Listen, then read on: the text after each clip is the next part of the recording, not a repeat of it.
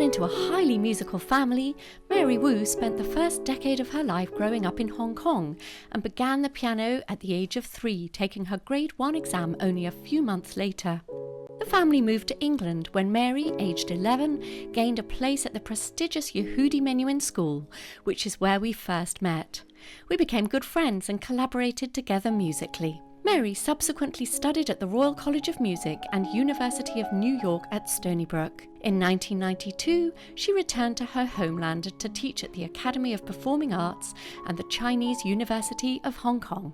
What impact do you feel a performer such as Lang Lang has had on music making in China? Enormous impact, because it's such a great dream for every youngster to be on stage, to shine with this music and to show that what they can do. And I think he has really somehow created a lot of followers and his own school. So the whole of China wants to be like Lang Lang. And I think with the help of the parents as well, this motivation, it's a part of pleasing the parents. Maybe that's also helpful to introduce more people to classical music. Do you think there are any linkages between traditional Chinese music and Western classical music? I think it's hard to avoid, because actually the cello section of the Chinese orchestra is basically the cello. It just looks different. I think it's become a lot more close to the Western music because of the harmony and how the orchestra has developed and chosen the Western orchestra to model on.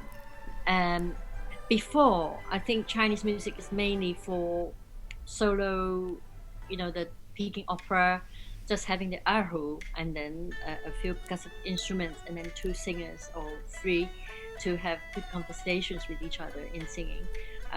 But now I think the popularities in the orchestra, having more people, the bustling feel and the celebratory atmosphere. So yeah, I think there's a lot of linkage. As someone who's training musicians in a very fast-changing world, what advice would you give to anybody wanting a life in music? I think it's very interesting you use the word fast-changing, because everything is immediate now. If you don't understand something, go to Google and ask YouTube or whatever, and you'll find out immediately. And it's not so with music, right? We need patience.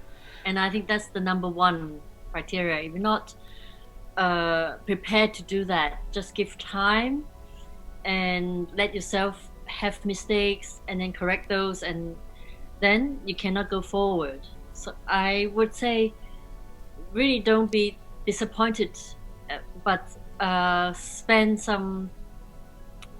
a lot of time alone and focus on what you're doing. There's a big push for science and for innovation in China.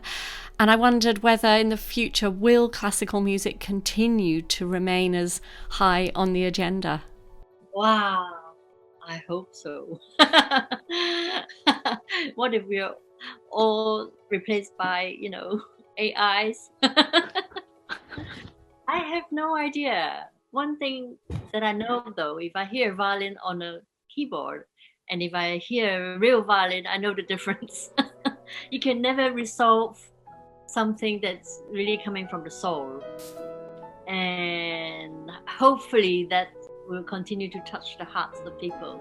And I think that is the main ingredient of what artists want to do, whether in painting or writing or performing music, right?